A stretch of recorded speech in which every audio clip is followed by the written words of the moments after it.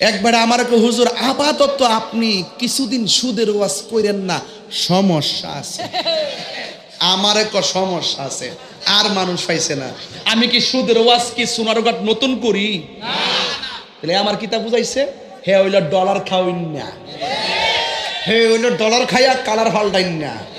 আমি সুদ করে সাইজ করছি, আরো করুম, সামনে ফাইলে জুতা দিয়া মারুম।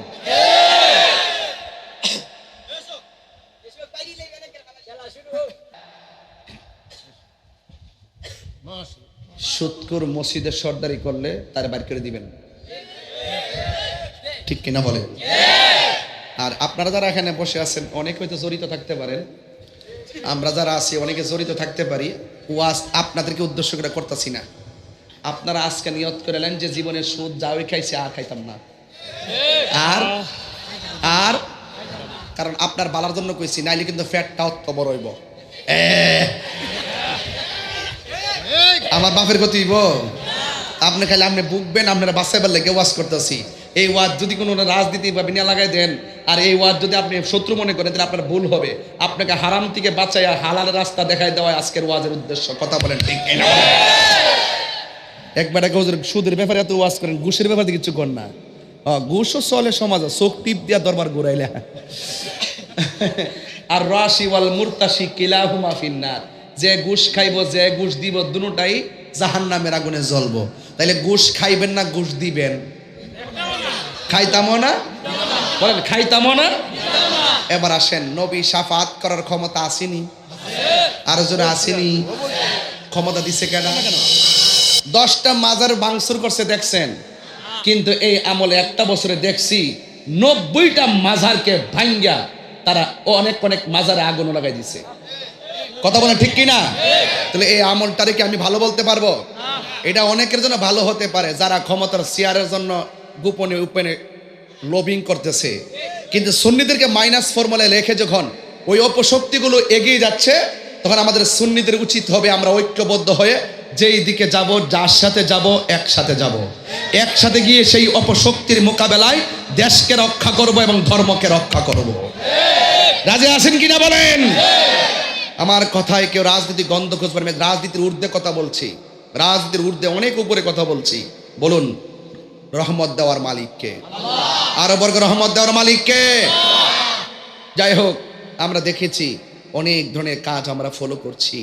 তবে আপনাদের সকলকে বলবো, আমাদের আর ডলারের কাছে কোনোদিন ইমান বিক্রি করব না। আমরা ক্ষমতার কাছে কোনোদিন ইমান বিক্রি করব না। চেয়ারে লুক দিলে আমাদেরকে ইমান কিনতে পারবে না। কথা বলেন ঠিক কিনা?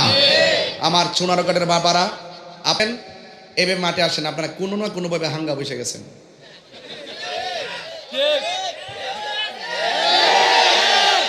হাঙ্গা মানে কি জানেন? টিয়ার কাছে ইমান বেচ চালাইতেছে। আজকে থেকে আমরা কি তা গড়াই না খাওয়াই দিয়া জাইমপি মন্ত্রীরা খবর লনি আমরা? যারা পাওয়ার হেরা পাইতেছে, আঙ্গুল ফুলে কলা গাছ হইতেছে। আপনি কি পাইছেন?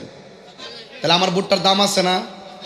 আমি গরিব হইতাম পারি, আমার একটা বুট আসেনি, তো এটা কি জায়গা মতো দন লাগতো না? ইনশাল্লাহ রাজা আসেনি সবাই ইনশাল্লাহ। তো দিক নির্দেশনা কিন্তু আসবে, দিক নির্দেশনা কিন্তু আসবে। আসলে আপনারা সবাই এক থাকবেন।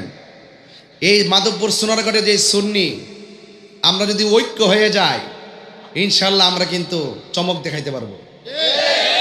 ইনশাল্লাহ চমক দেখাইতে পারবো। এই দেশে একমাত্র সম্প্রীতির মাধ্যমে কথা বলে সুন্নিরা, আর বাকি সব পকেট বাড়ি করার জন্য হিন্দুরে খুশি রাখে, বৌদ্ধরে খুশি রাখে। আর আমরা সুন্নিরা হিন্দু, খ্রিস্টান, বৌদ্ধ, মুসলমান যারা এই বাংলাদেশে বাস করে, তাদেরকে আমরা হৃদয় থেকে নিরাপত্তা দেওয়ার চেষ্টা করি। কথা বলেন ঠিক না? আর বাকি যারা আছে দেখবেন স্বার্থ হাসিল হয়ে গেলে আপনার খবর আর লইতো না। এই জন্য হিন্দুরা দেখলে আমার খুব মহব্বত করে। আশা করি হিন্দুরা পর্যন্ত সুন্নিদেরকে ভালোবাসে। ভালোবাসে কিনা বলেন? কারণ হিন্দুরা বুঝে একমাত্র সুন্নিদের কাছে আমরা নিরাপদ, বাকি যারা আছে সব ওরে বাটপার, বাকি সব কি এদের সাথে আমাদের কোনো সম্পর্ক। এই জন্য হিন্দুদের প্রতি আমাদের হেরার থেকে হিন্দু ভালো, যারা যারা রোজার পূজা এক কথা কয়, হেরার থেকে হিন্দু ভালো হয়েছে। কথা কান ঠিক কিনা?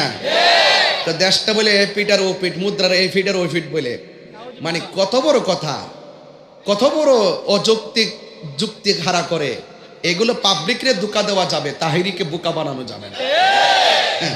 কয় মুদ্রার এ পিটার উপর নাকি হিন্দু এবং মুসলমান। আরে বেটা, হিন্দুরা হিন্দুদের জায়গায় তাদের কাজ করবে, আমরা আমাদের জায়গায় কাজ করব।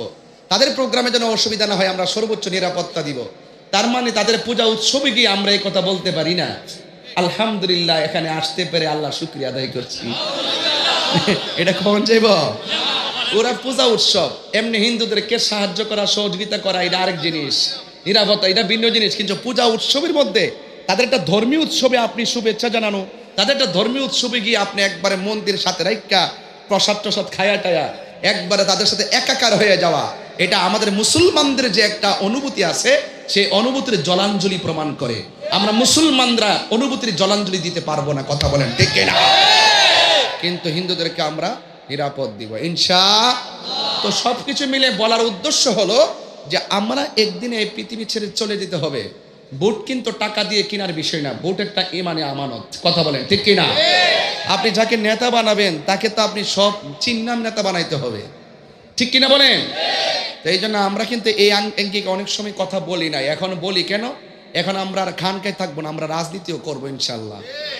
আমরা ওই এই বাটফার গুলা যখন দেশকে ধোঁকা দেওয়ার চেষ্টা করতেছে, দেশের মাটি নিয়ে খেলা করতেছে, এদের হাত থেকে দেশকে বাঁচাইতে হবে, ধর্মকে বাঁচাইতে হবে, আল্লাহর ওলির মাজারকে রক্ষা করতে হবে। আমার রহিসউদ্দিন প্রকাশ্য মাইরা ফেলাইছে, ঠিক কিনা বলেন? মসজিদের ইমাম আমার রহিসউদ্দিনকে প্রকাশ্য মাইরা ফেলাইছে, তারা দিবালোকে নিয়ে ঘুরে। আপনারা বসেন না প্লিজ, বসুন, অনুরোধ, কথা কয় না, কথা কয় না বাবারা লক্ষ্মী, আওয়াজ করে কোন। এই শোনেন, সারা পৃথিবীর বিবেক নাড়া দিয়া উঠছে যখন রহিসউদ্দিনকে মারছে। প্রকাশ্যে পানি দিতে যায়, তারা পানিটা পর্যন্ত দেয় নাই। সেই পুলিশও ঘুরে বেড়াচ্ছে, যারা মারছে তারাও ঘুরে বেড়াচ্ছে।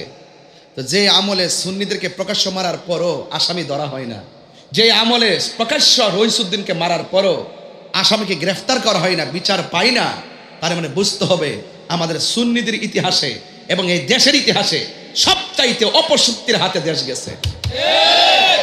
এক কারণ। দুই, আপনার বয়স কত? দাঁড়ান না, উঠেন না একটু, আমি চিনি তো, আমি কোন বয়স কত? 54। দেখা যায় 40 বছর মতো একটা বন। মাশাআল্লাহ, আল্লাহর হায়াত দারাজ করুন। এই যে 54 বছর বয়সের বেটার কাছে একটু প্রশ্ন করতাম, চাই আপনার বয়স 54, দেশ স্বাধীন হয়েছে 53, আপনি একটু বলেন তো যে আপনার 54 বছরের ভিতরে কোনো মুসলমান মারা গেছে, মারা যাওয়ার পরে কবর থেকে তুইলা লাশের গায়ে আগুন লাগাইছে, এমন ইতিহাস দেখছেন নি? তাহলে আপনি যে আমলে এসে এই অবস্থা দেখতেছেন, বুঝতে হবে এইটা হলো পৃথিবীর শ্রেষ্ঠ একটা অপশক্তির আমল, কথা বলেন ঠিক কিনা? এই দেশে আল্লাহর ওলিরা ইসলাম আনছে, কথা সত্য না মিথ্যা? আর কথা কোন সত্য না মিথ্যা? ভয় পান কেন? তাদের কতটুকু লোক আছে আমরা জানি, তারা হলো গুপ্ত রাজনীতি করে।